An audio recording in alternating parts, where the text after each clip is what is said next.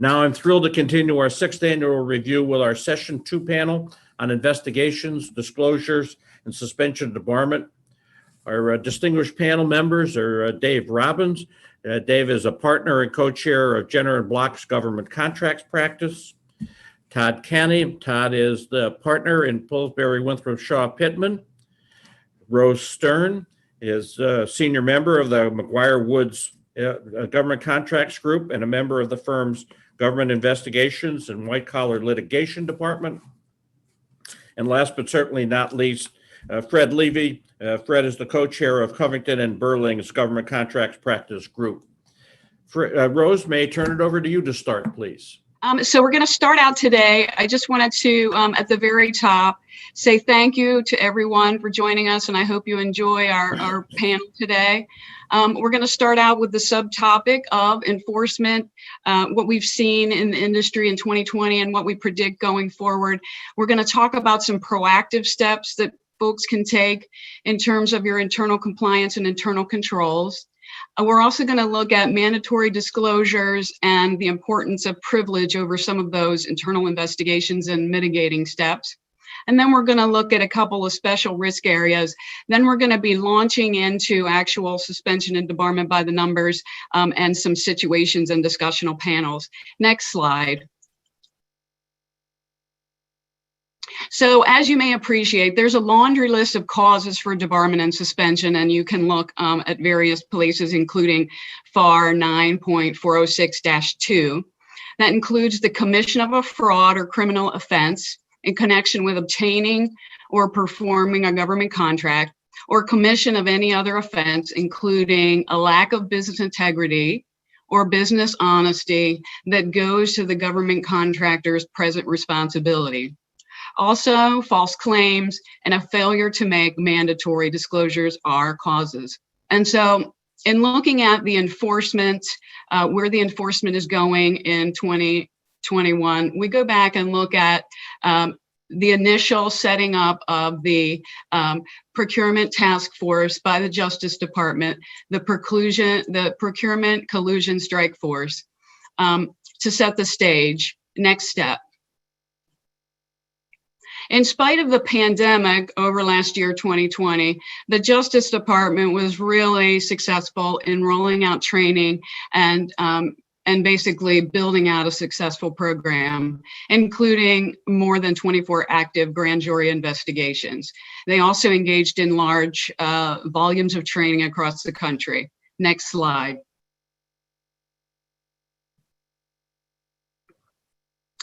Both the inaugural report that we just talked about, all of these are in your packet, by the way, and the other strike force communications indicate that key areas for enforcement will include government spending, especially related to the pandemic, the CARES Act, and healthcare. Next slide. The enforcement landscape really drives proactive contractor internal controls and compliance. And so government contractors have been asking, what can we focus on to mitigate liability and risk in 2021? All of these events that you see on the slide are events that could kick off an internal investigation. But the first two, the annual risk assessment, and some companies do that biannually, and the annual internal audit are what we consider proactive measures that contractors can take to mitigate risk.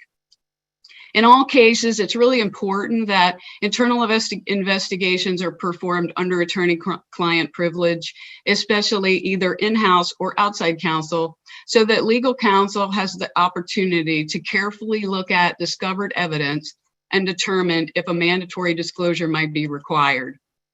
For 2021, there are at least 2 areas recommended for proactive internal investigations.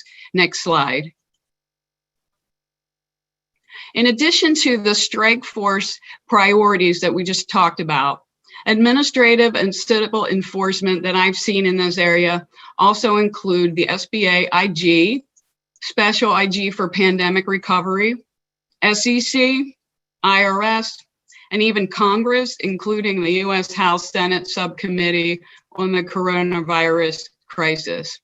So the special risk area of CARES Act 2020 and the Consolidated Appropriations Act for 2021 are the first area, looking for fraud, waste, and abuse. Now, the Consolidated Appropriations Act set up the second draw for the PPP loan, as well as extending the Section 3610 credits that are available to government contractors. The SBA made it very clear that data it receives will be shared with other enforcement agencies. And because guidance in this area was quickly published by a lot of different agencies, sometimes conflicting, from SBA, Treasury, DOD, IRS, and OMB, the applicants for some of these products were very confused, and it led to error. This confusion can also lead to non-compliance. And the sooner that contractors discover that and remedy it and document their due diligence, the better as a mitigating force.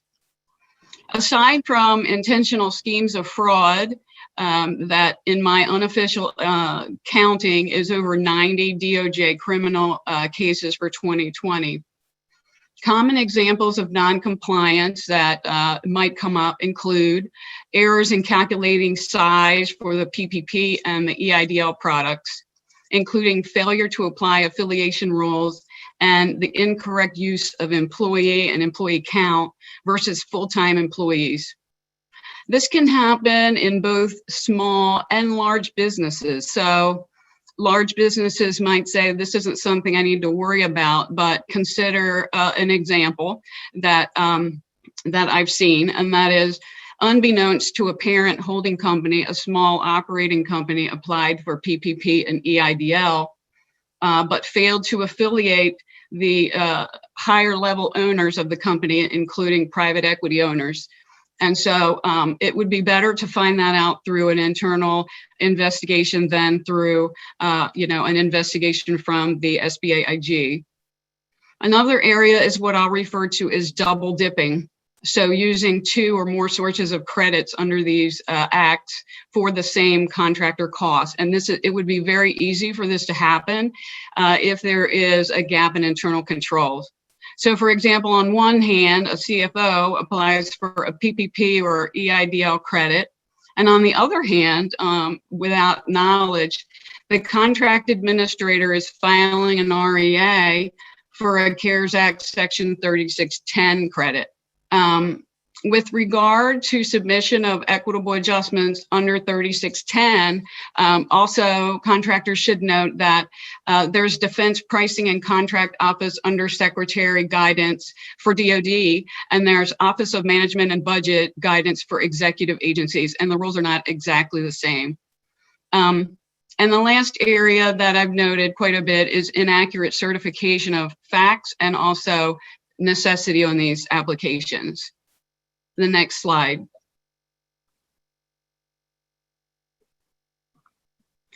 The second risk area is cybersecurity. Cybersecurity and national security have rightfully been a concern of the government for many years, but in 2020 we saw a push for a variety of standards, and many of these requirements include compliance certifications by third parties, for example, CMMC and FedRAMP. There's two provisions that require self-assessment and certification. Because self-assessment and certification is tied to eligibility for new awards, those performing the assessment are under a great pressure. And so proactive internal investigations or review of verifying documentation for both the certification and the basis of the testing will lower contractor risk. The first area is the Nist Compliance under DFAR case 2019-D041 and the new rule DFAR 252-204-7019. The rules are an interim step to CMMC compliance that'll be rolling out for the next 5 to 7 years, except for specific cases. So this is really applying the prior historical rule, safeguarding cover defense information and cyber incident reporting. And it is based on Nist compliance of 800-171. So contractors are required to do a self-assessment and perform a basic assessment, uploading that into SPURS. And, eligibility for new contracts, as I said, is based on a recent, not more than 3 years certification. And so contractors, especially the technical teams, are under great pressure to get this done. Before moving to the second and last area, I want to say that you might want to take note of the IoT, which is Internet of Things, Cybersecurity Improvement Act of 2020 that was passed December 4th. Nist had 90 days to update its security requirements, and it published 4 new guidance publications on just the 15th of December, and they're out there in case you want to take a look.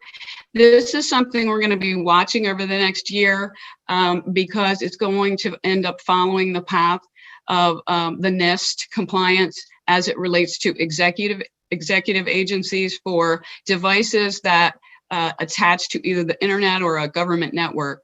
And if a contractor is non-compliant, they're not going to be eligible for new award. The second area that is immediate for looking at internal compliance is the prohibition on contracting for certain telecommunications and video surveillance under DFAR 52204-24. Contractors are to do a reasonable assessment, referred to as a reasonable inquiry, and they must also certify compliance. And similar to the first area, again, it would be better to take a look at the certification, verify it, and document the reliance that the company used. And looking at my time, I'm out of time, so I'm going to pass the baton to Fred. I added 2 instructive cases on the last slide. I'm going to skip those, but I added them to show that in addition to enforcement risk, companies can expect litigation in the near-term future, and those are cases of interest. So Fred, take it away. That looks like, am I on? So. You're good, Fred. Go ahead. Okay, great. Well, thank you, Alan. Thank you, Rose. I see that you, Alan, and many of your panelists have been wearing a tie. I can confess I haven't seen a tie in about 11 months. So I'm going to proceed without it. And hopefully everybody else will be at home and just as casual. I'm going to focus on mandatory disclosure. But before I do, and in particular focus on a couple of developments with regard to attorney-client privilege in the context of disclosures. But first, it's important to put that into context. And to remember that effective December 2008, already 12 years ago, the FAR imposed a very broad mandatory requirement for federal contractors and subcontractors, disclosure requirement. It's codified in 3 sections of the FAR and requires that a contractor timely disclose upon becoming aware of credible evidence in connection with government contract or subcontract 3 categories of conduct: violations of federal criminal law involving bribes, gratuities, conflicts of interest, or fraud; 2, violations of the Civil False Claims Act; and 3, a substantial overpayment on the contract or subcontract. The consequences of a failure to disclose could include a finding of a lack of present responsibility and therefore suspension or debarment. Next slide, please. So I'm going to take a look at 2 decisions that came out this year that address the waiver of attorney-client privilege in the context of a disclosure. And the first and most relevant is the 4th Circuit's decision in Floor, most relevant because it actually involved a disclosure made by a government contractor pursuant to the rules that we just discussed. So what happened here was that after Floor had received an ethics hotline complaint that one of its employees had violated conflicts of interest rules, it initiated an internal investigation that was led by a lawyer in its legal department, but conducted by its in-house corporate investigators. Upon conclusion, Fluor disclosed the alleged violations of conflict of interest laws by its employee, and subsequently the employee sued and sought discovery. And when I say disclosed, it disclosed to DOD pursuant to the mandatory disclosure rule. And the employee later sued and sought discovery of the underlying investigation files that had been prepared and assembled by the Fluor investigators. The district court ruled that even though Fluor's disclosure purported only to disclose facts, it contained 4 statements that in the court's view constituted legal conclusions that only could have been made by an attorney, and that characterized the plaintiff's conduct in a manner that revealed attorney-client privileged communications. The district court concluded, therefore, that Fluor had waived its attorney-client privilege and had to produce all of the documents related to the subject matter of those disclosures to the plaintiff. The statements on which the district court relied were the following 4 statements: that the individual's name, the plaintiff's name is Anderson. Anderson had a financial interest in and appears to have inappropriately assisted a Fluor supplier, potential subcontractor. 2, Fluor considers this a violation of its conflict of interest policy and code of business conduct. 3, Anderson used this position to obtain and improperly disclose non-public information to the subcontractor. And 4, Fluor estimates there may have been a financial impact to the government. And those 4 statements were the basis for a finding of a waiver of attorney-client privilege. Well, Fluor took this up to the Fourth Circuit on a writ of mandamus, and the Fourth Circuit disagreed with the district court's assumption that these 4 statements reflected conclusions that could only have been reached by counsel. Moreover, the court says, even if these statements were based on advice of counsel, they don't purport to reveal the underlying communications, and therefore do not subject the underlying communications to disclosure, in contrast to disclosures that actually reveal the content of the underlying communications. The court notes that whether statements reflect the conclusions of a lawyer is not the test for waiver of attorney-client privilege. Instead, a court must conclude that there has been disclosure of the actual protected communications. And as applied here, the court holds the fact that Fluor's disclosure covered the same topic as the internal investigation, or that its disclosure was made pursuant to the advice of counsel, does not mean that the privileged communications themselves were disclosed. So bottom line, the Fourth Circuit finds these communications were not privileged. They were not attorney-client privileged communications, and therefore there was no waiver. Some commentators have read this decision broadly to state that contractors can safely make disclosures without waiving privilege. But I think the better view is that a contractor still has to exercise extreme care in the manner in which it crafts its disclosure. So 4 takeaways for me from this decision include, first, and significantly, an internal investigation conducted at the direction of counsel, but by non-legal in-house personnel, is entitled to attorney-client privilege. 2, Any disclosure that includes or appends summaries of witness interviews still will be deemed to be a subject matter waiver of the attorney-client privilege. 3, inclusion of language in a report that may be construed to divulge statements made to counsel could be deemed to be a waiver. Statements such as the witness did not understand or the witness did not recall.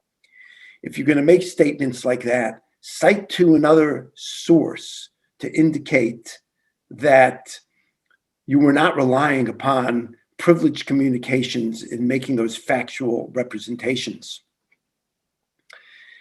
And fourth, and an important thing I think to remember is that in reaching its decision, the district court put a lot of emphasis on the fact that in its view, the disclosure that Fluor had made was voluntary, even though it was subject to the mandatory disclosure rule. And the Fourth Circuit disagreed, saying that it was subject to the mandatory disclosure rule and that that rule also imposes a duty on Fluor to cooperate with the government. But I think it's important to remember that the duty to cooperate in the mandatory disclosure rule does not extend to waiver of attorney-client privilege. In fact, when promulgating the rule, the Federal Register comments explicitly stated that cooperation does not contemplate waiver of attorney-client privilege. So if you do elect to include privileged communications or arguably privileged communications in your disclosure or report of disclosure, chances are that it would be deemed to be voluntary. And to the extent that's determinative as to whether or not there's a privilege waiver, I think you should assume that there would be a waiver. So a lot of care should be taken in how you draft that disclosure. The other case I want to briefly mention is the Bryant case. Bryant involved a lawsuit that was brought by the estate of an individual who'd been tried and convicted of murder only to be exonerated after serving for 17 years.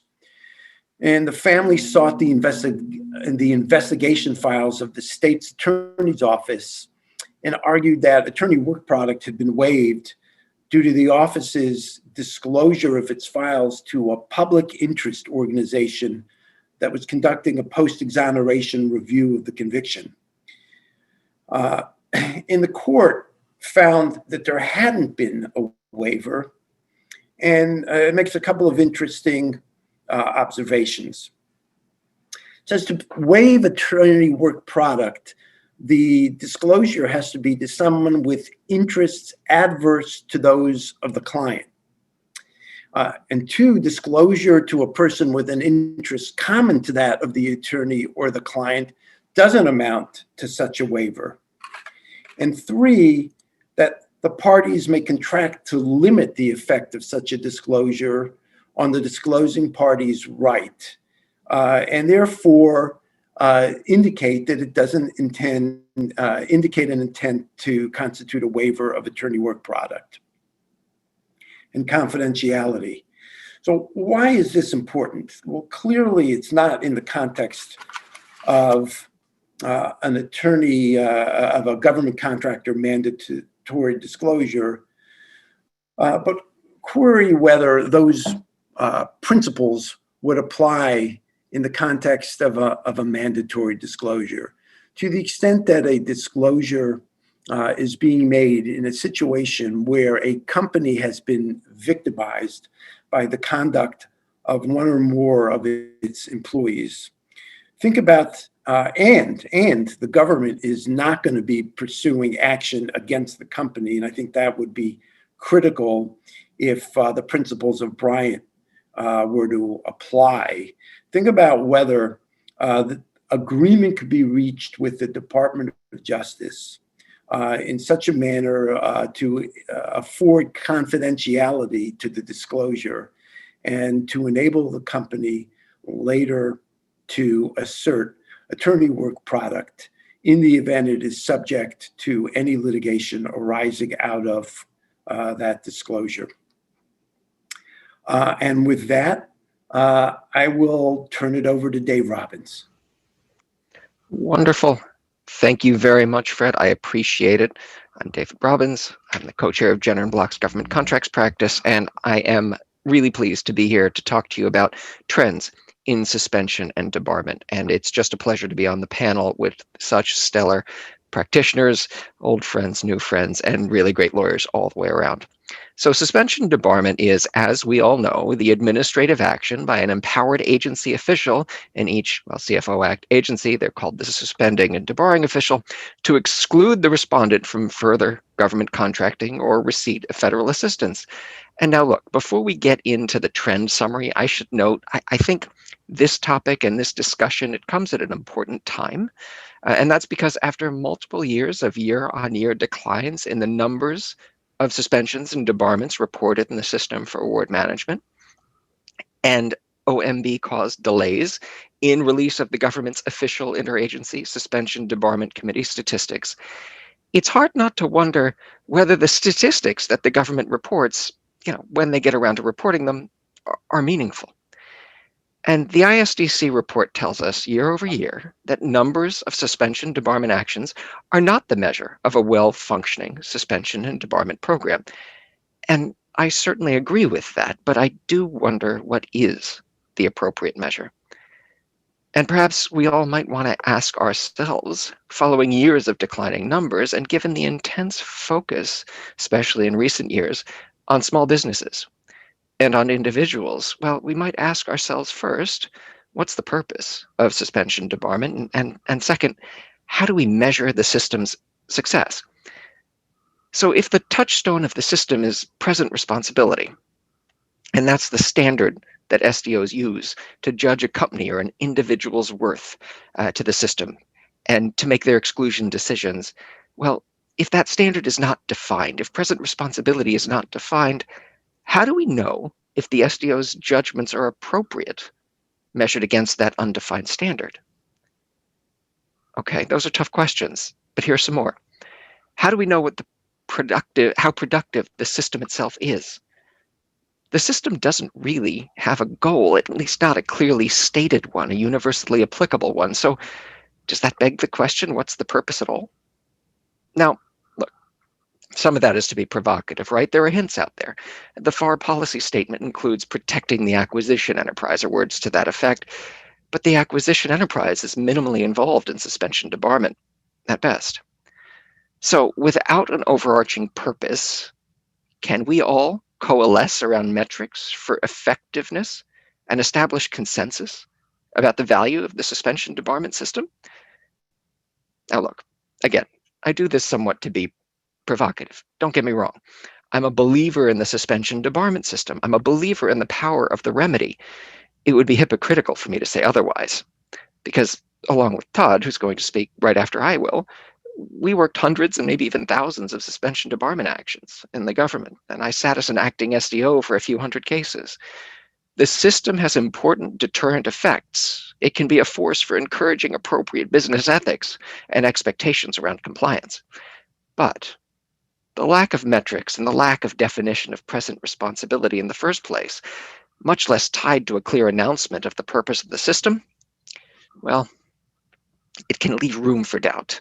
So maybe it's time for this broader community to take up these questions. All right, that's enough of a preamble. Let's shift to some statistics. Now, I do look at the system for award management suspension debarment numbers annually after the close of the government's fiscal year and publish an article, which is in our materials list for this panel, on the year's suspension debarment throughput. So based on that work, we know that fiscal year suspension debarment numbers have declined more than 40% in the last 4 years, the last 4 fiscal years. Of course, obviously, 2020 gets a bit of a pass given COVID impacts, but this is a multi-year decline. It's a trend that's worth mentioning. And individuals and small businesses remain a substantial focus of suspension debarment actions, which continues to raise, in my view, significant questions about the system when placed in the context of those broader questions I mentioned a bit earlier. So until the system can define its purpose and show metrics evidencing how the system is meeting that purpose, then the overwhelming numbers of individuals and small businesses creates questions. Stated differently, and in the form of a question, because it's so much harder for individuals and small businesses to emerge from suspension debarment, are the actions against these populations more likely to be impermissible punishment? Again, another provocative question, but worth asking. All right, let's drill down into a bit more detail on the last bullet on the slide. Here are the top 5 agencies in terms of suspension debarment throughput in COVID-impacted fiscal 2020. And I'll note they have the lowest percentages of individuals compared to companies excluded, ranging from between 42% and 77% individuals, as compared to the less active federal agencies involved in government contracting.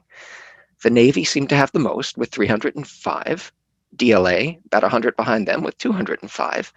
But I will note, and a bunch of us on the panel have experience, DLA tends to propose for debarment or suspend a substantial number of individuals and companies by affiliation and imputation. So this is undeniably an active program. But the number of packages considered for exclusion going through the DLA system might be a bit lower than the throughput at other military departments. I say that without value judgment. All of this is just facts. It's just data that may be useful to assist with the understanding of the suspension debarment system. Army comes in next at 176, EPA at 175, and GSA at 100.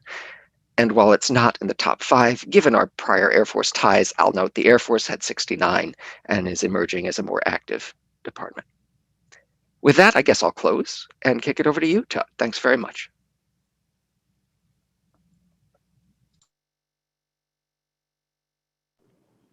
Thank you, David. Indeed, provocative questions there. I wasn't expecting any of that, so it was a surprise for me too.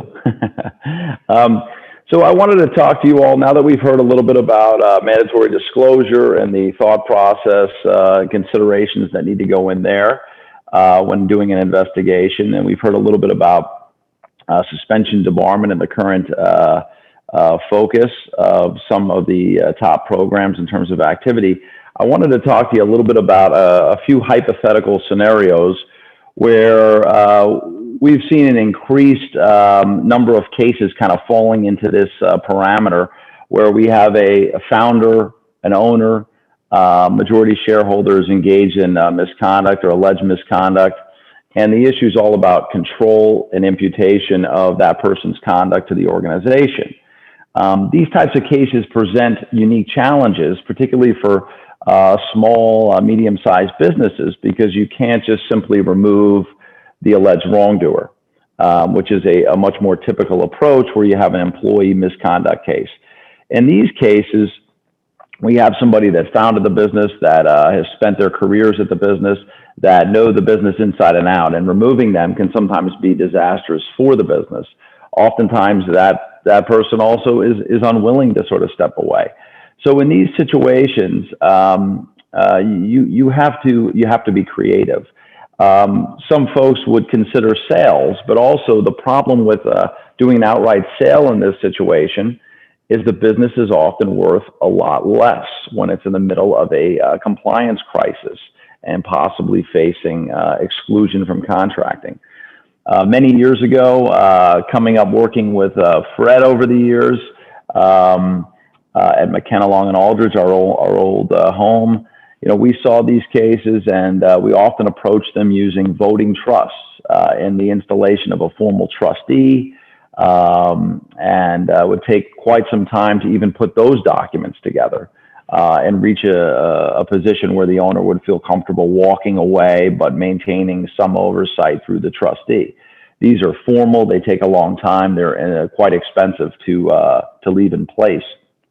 Over the last couple of years, we've been experimenting with some other approaches which have been working quite well. The SDOs have found them acceptable.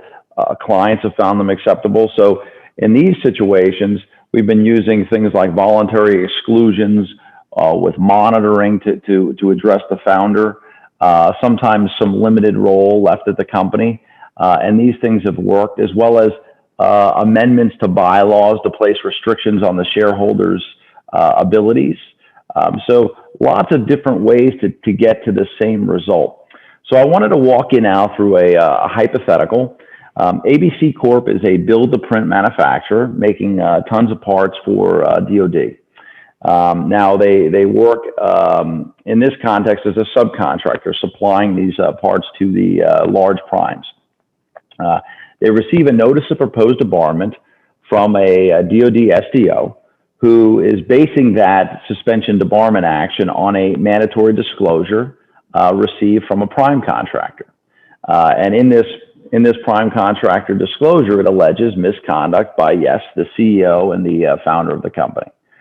So in this situation, it's a pretty typical situation for contractor disclosures. The SDOs oftentimes will use the contractor disclosure itself as the evidence for the case, which in itself raises questions. Can you really rely upon a disclosure to satisfy the preponderance of evidence standard? In other words, one contractor's words against another. That's one we'll have to leave for another day because it's the current practice. And in this situation, imagine the SDO imputing the allegations of the owner, founder to the company, as well as raising allegations of affiliation. So we can move on to the next slide. Okay. In this situation, the SDO is very much concerned about the ethics and integrity of that organization. The founder, the owner, has been there many, many years, has set the culture. Their ethical compass is sort of viewed as the ethical compass for the entire organization. So we have concerns about ethics, we have concerns about culture, and we have concerns about what ultimately can that organization function with that individual still being there. Now, in this particular situation, we were able to negotiate a 3-year administrative agreement with the government where the owner sort of accepted some responsibility, resigned the position with the organization, and stepped into a non-leadership position, sort of functioning as a historical knowledge database, focusing on non-government contracting matters, and in fact, accepting a voluntary exclusion from government contracting. Now, the benefit of a voluntary exclusion is, one, the government's interests are protected, which is, paramount from the government's perspective, but it's not typically listed in the system for award management, which means it spares the company and the individual many of the collateral consequences associated with a public formal listing. We've had some success in using voluntary exclusions for that very purpose. The owner-founder participates in extensive ethics and compliance training as part of the package that we would offer up. We move on to the next slide.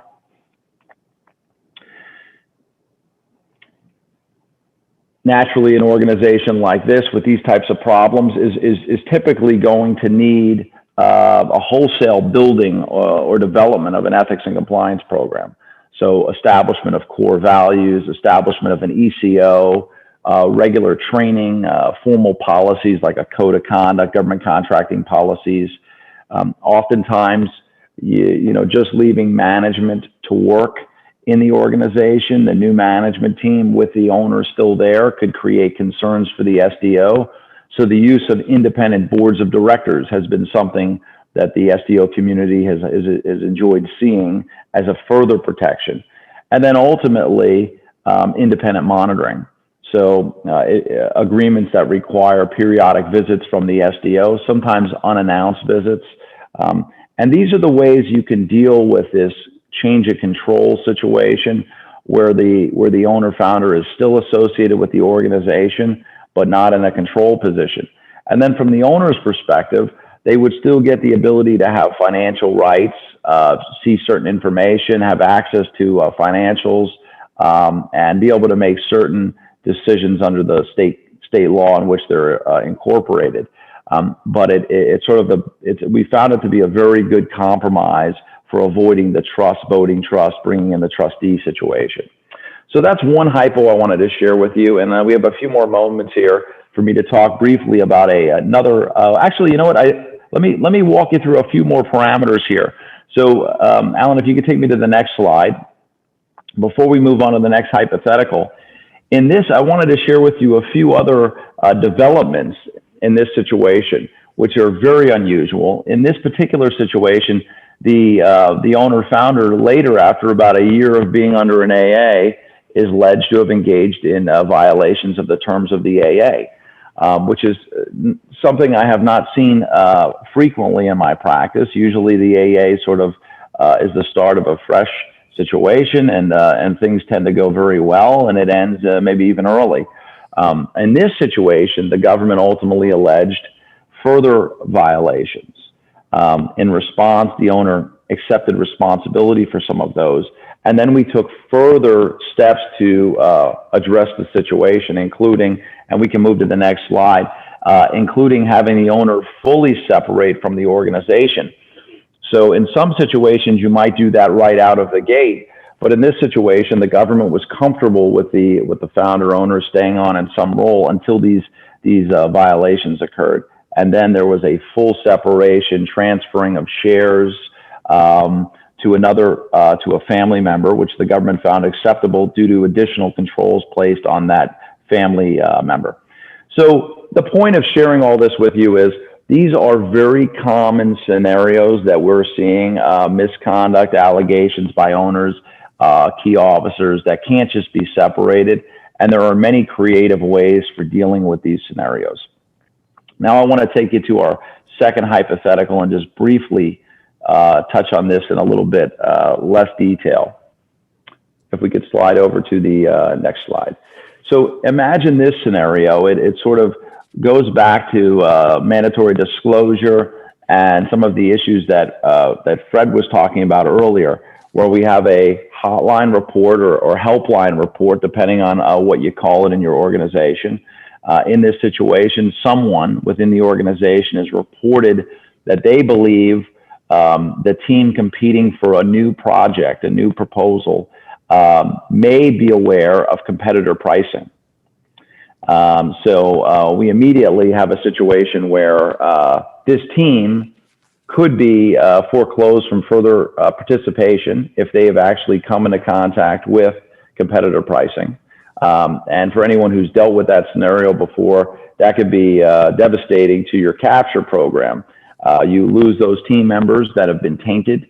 Additionally, if this was pursued in an intentional, knowing way, you could have criminal exposure. You could have procurement integrity concerns. It's even possible to have antitrust concerns if this was done in concert with the other party. So lots and lots of issues here when this type of a helpline report comes in. And we've got to assess not only, the first thing you have to do is obviously getting to the facts and starting and commencing an internal investigation.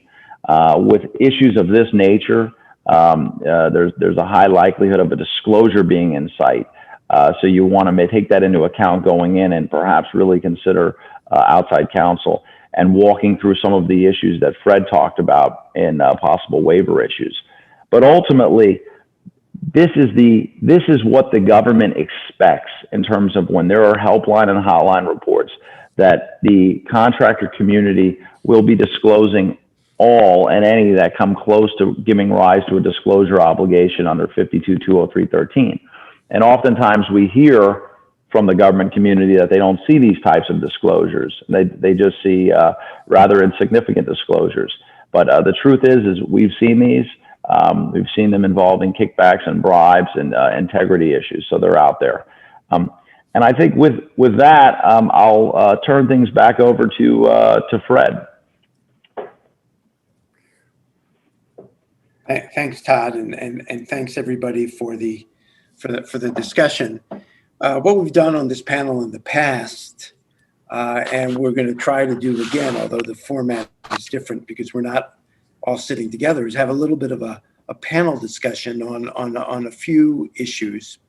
And the first one I want to touch on and put out there for all of you actually is a good segue, Todd, from what you were just saying. I think a lot of us have heard complaints from the government that while contractors make a large number of mandatory disclosures, they typically don't involve significant wrongdoing by the company, but rather focus on individuals and involve issues like improper labor charging by a particular individual, and in some cases even perhaps kickback situations that you were talking about. But as the government has been encouraging, I think many of us to make more significant disclosures from their perspective, as if they're out there and not being disclosed. There's also an understanding, although no express promise, that when making such a disclosure, a company is not going to be prosecuted.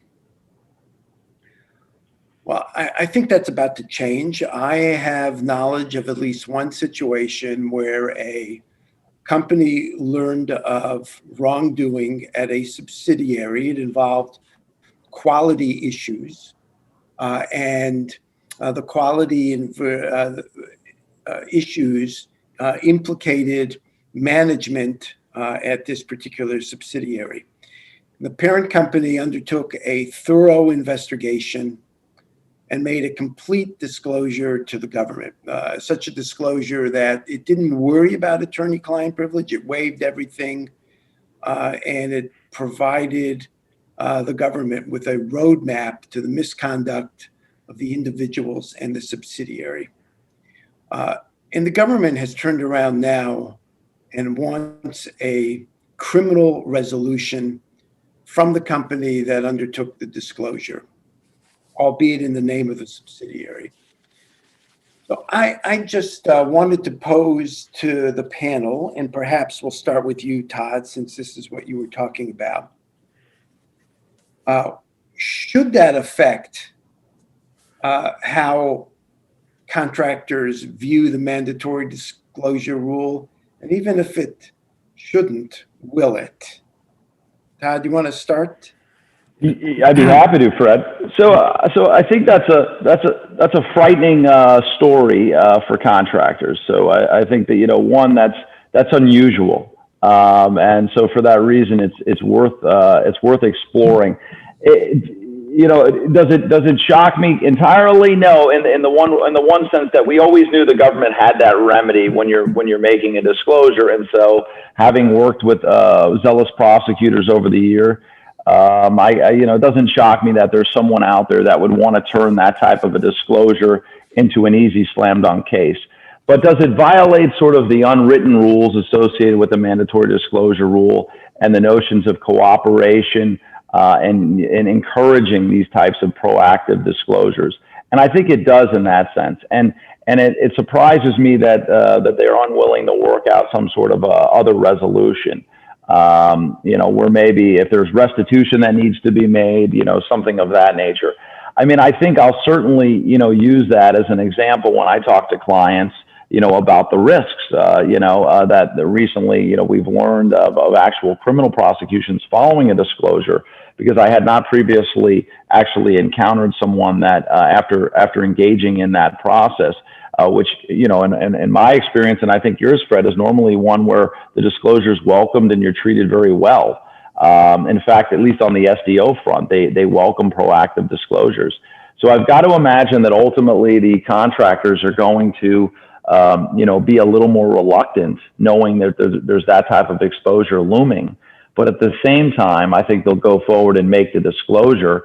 But I suspect what we'll be doing is making less comprehensive disclosures so that there's not that risk of as you point out, a roadmap.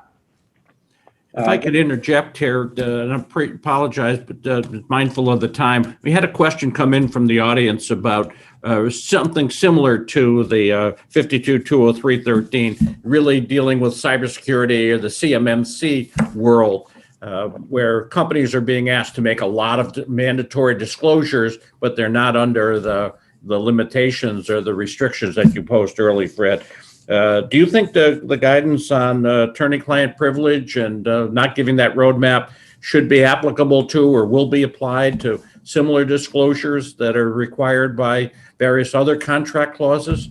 Fred, I welcome your view. Rose, your view, and I'm mindful of time, so long question, short answer. Yeah, so I think that it's going to be subject to the same principles, Alan. I mean, the bottom line is, unlike work product, for work product to apply, it's got to be in anticipation of litigation, and that's broadly defined.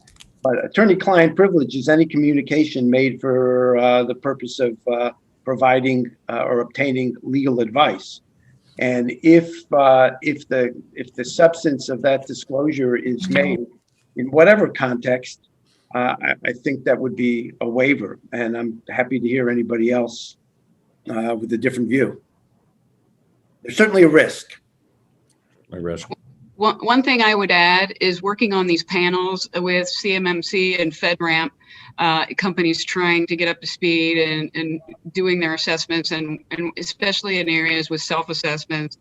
You've got a pretty large team, and it's difficult to keep the materials going back and forth, especially emails and those kinds of things, covered by attorney-client privilege. So, the attorney that's leading that group really needs to be careful and put tips out for folks. And in other words, if the attorney provides legal advice to the technical team, that they don't then forward it around to other employees in the organization or outside. I would just say that that's been a practical experience of mine, is the difficulty with keeping attorney-client privilege over those kinds of projects. Yeah, Rose, I certainly agree with that. Having similar experience almost seems like it evolves to, before you embark on a CMMC-like review or anything along those lines, making sure this is not a pure program management office type assignment, but really does need legal involvement and some training at the front end. What are we here to do and what are our risks? Seems to be something that tends to help corral things, but I agree with you. It's really hard to keep it under privilege.